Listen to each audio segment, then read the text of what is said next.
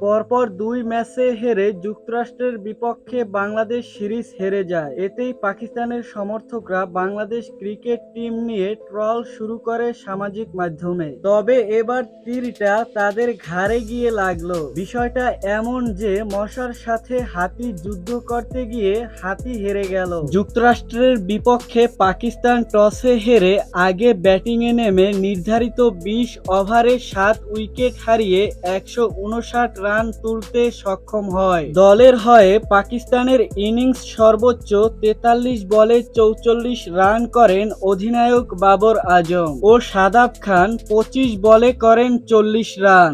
১৬০ রানের লক্ষ্যে আমেরিকা ব্যাটিংয়ে নেমে শুরুটা বেশ ভালোই করেন স্টিভেন টেইলর ও মোনাঙ্ক প্যাটেল।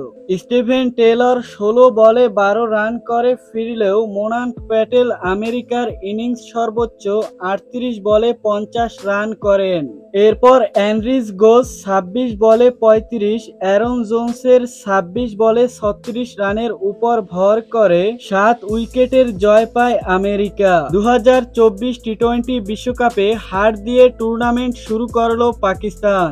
তো দর্শক, ভিডিওটি সম্পর্কে আপনার মূল্যবান মতামত কমেন্টে লিখে জানাবেন। আর ক্রিকেট রিলেটেড যে কোনো আপডেট পেতে চ্যানেলটি সাবস্ক্রাইব করে পাশের বেল বাটনটি অন করে দিবেন। ধন্যবাদ।